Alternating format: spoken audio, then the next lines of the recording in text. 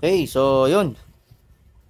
Meron akong ituturo para malaman nyo kung buo yung inyong ECU or ECM na sa Shooter FI, Shooter FI 115 saka Rider J FI 115.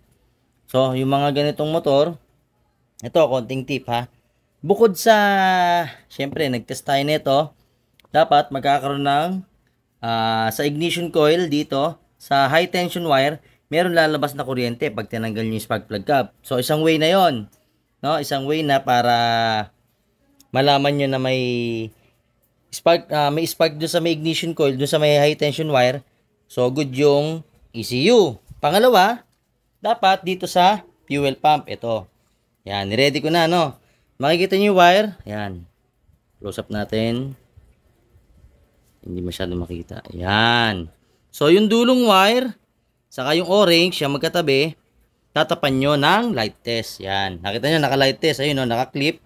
Tapos yun yung light test. So, dapat, pagka-on nyo ng susi, okay, hindi ho magkaka-trouble yan, ha. Pagka-on nyo ng susi, dapat iilaw yung light. Yung light test natin, iilaw, tas mamamatay. Okay, so subukan natin. On natin yung susi. Yan, on natin. Tapos, yun, umilaw, oh. Pagka ilaw, dapat mamamatay. Yan. Pag namatay, ibig sabihin yan, isang senyales na good yung ECU or ECM. Okay? Kasi, yung fault code dito sa FI indicator, mapa shooter FI 115 or Rider J FI 115, ang nangyayari kasi, continuous blink di ba? So, unang pakikinggan nyo, fuel pump, dapat tutunog, di ba? Dapat tutunog siya. So, pag hindi tumunog, hindi motor pump yung nasisira o yung fuel pump motor. Ang nasisira, ito mismo. Yan, yung microchip na to. Yan po yung nasisira. Kaya pagka, nasira to, hindi natutunog yung fuel pump motor, may chances na ito yung nasisira, no? Katulad nito nangyari sa Shooter FI na to. So, ang fault dito, ito. Yan, itong yan. So, ito aftermarket tong pinalit, no? Salamat nga pala ulit kay, kay Renz Villanueva. Ayan. Bumili kami ng fuel pump assembly na aftermarket para lang mapagana. Kasi nga, mahal ang original. 7,000, no? Yung original na fuel pump, ito. Yan, tinabi ko na rito. Ayun, yung fuel pump assembly niya, sira. Yung mismong salpakan, itong socket, no, yung IC, pinaka-IC. Although nare-repair yan, kaso nga lang mabusisi. So, hindi natin para pag-aksaya ng panahon, mas mainam bumili lang tayo ng aftermarket or kung makakabili ng original ulit na second hand na goods pa or much better brand new. No? So, yan. Isang way to para matest nyo kung good ang ECU. Kasi merong minsan, buo yung fuel pump, gumagana yung fuel pump, pero continuous blinking siya. Then, nag-i-spark. Diba? Gumagana yung spark, kaso hindi pa rin umaandar yung motor.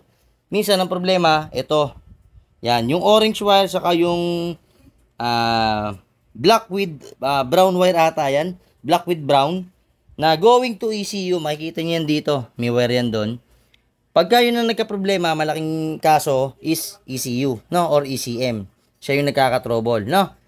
So, isang halimbawa to na hindi lang ECU nasisira sa sa ganitong paraan, minsan fuel pump. At the same time, madedetect nyo na kung talagang buo yung ECU is another way ma-check nyo is gamit kayo ng light test, sorry. Light test para ma-check nyo kung talagang buo yung inyong ECU or ECM. So, isang paraan yon para malaman nyo na buo yung inyong ECU or ECM bukod dun sa pag-test natin ng kuryente galing sa ignition coil or dun sa high tension wire, no? So, meron na kayong two-way na sure ball kayong gagana yung inyong ECU or ECM. Pero, eto sa kasamang palad, bumigay mismo yung fuel pump assembly. Okay, so yon. Salamat nga pala ulit kay Renz Villanueva at yon. Nagawa na ng paraan at ayun, naandar na siya. Although hindi siya katulad ng branded, no? So, pakita natin, no? Okay, cut ko muna din, pakita ko sa inyo kung ano yung difference. Okay, so ito, yan, kinabit ko na, no? Tinanggal ko muna yung hose. Okay.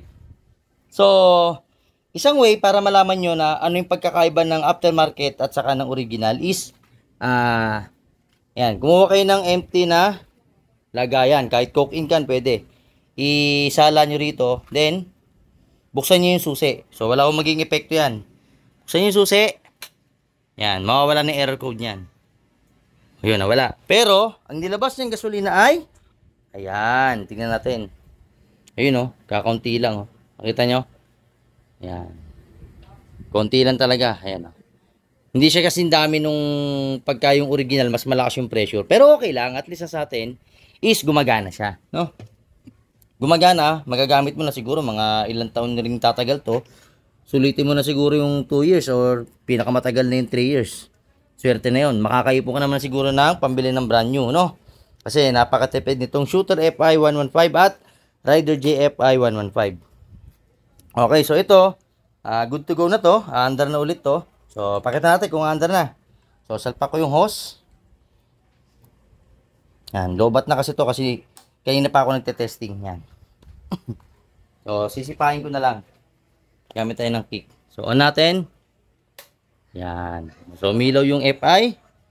Then, sipa tayo. Hindi tayo magre-rev, ha. Dito ako hahawak. Yun, oh. Diba? Mandar na. One kick.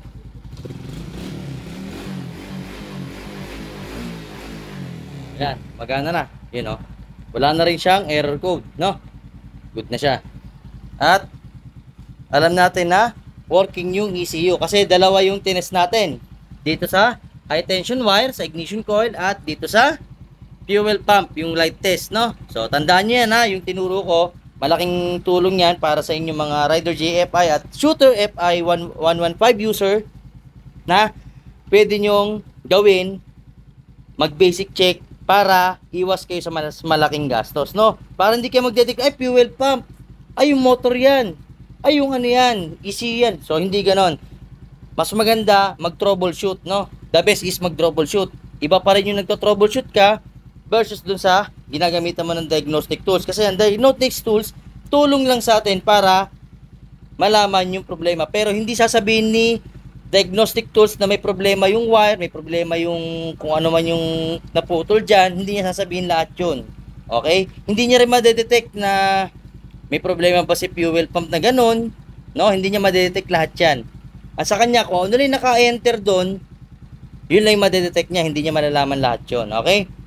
Karamihan is meron tayong problema sa harness. So, ang sakit nito, ito, ayan, oh, napapansin nyo, dito madalas naiipit, no? Kaya ang dapat yung gawin dyan, ilipat nyo ng pwesto or sapalan nyo ng goma. Tulad ng ginawa ko, yan, kinapalan ko yung electrical tape, no? Para hindi maputol or magasgas kasi dumidikit yan sa ground. Tapos, ang technique, dito.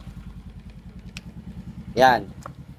Yung goma ng upuan, ito, yan, nakikita nyo? Yung goma ng upuan na yan, tingnan nyo, pisak na. Ba, pisak na siya. Meron kasi yung goma na ganito, yan, oh. Pisak na siya, oh. Yan, nakikita nyo, pisak na. Usap natin. Yan, oh, pisak na tong goma, oh, yan, oh. Pagka bago kasi yan, makapal yan, nakaumbok yan. Kaso dahil sa katagalan, lumalapat. So, pag lumapat, napipisak yung wire dito. Ayan, oh. Ayan, dito, yan. Sa kanto na to. Ayan, ayan, oh. Dito madalas naiipit yan. So, the best way is putulin nyo yung clip dito. Ayan, may clip yan dito sa ilalim. Tanggalin nyo yung clip para yung harness hindi masakal dito. At the same time, yun nga, yung ginagawa ko madalas is nililihis ko yung harness, di ba? Nilalagay ko rin sa ilalim. Dito ko dinadaan. Kinakalas ko lahat yun, sinesegue ko ron. Pero pwede nyo ring lagyan ng goma rito or kapalan nyo yung electrical tape at ayusin nyo yung harness, panipisin nyo. No, paimpisin nyo siya. Pwedeng umimpis yan. Konting pihit lang, no? So, yun lang yung konting tip. At sana makatulong sa inyo kung paano mag-check ng ECU or ECM para hindi kayo mapalaki ng gastos. Alright, so yun lang. JJA Humble Works. Sana nakatulong tong video na to sa inyo, sa mga Shooter FI user at saka Rider JFI user. Same lang po yan, no? Iba lang po yung design. Okay? Naiba lang yung design. Pero isang-isa po makina niyan saka harness. Naiba lang din po yung pwesto. Nandito yung regulator. At yung Rider GFI, nandito regulator. Okay? Pero sa makina, sa fuel pump, sa pyesa, almost same. 90% same. Okay? So, yun lang. JGA Humble Works, to God be the glory. Maraming salamat sa patuloy na pagsuporta.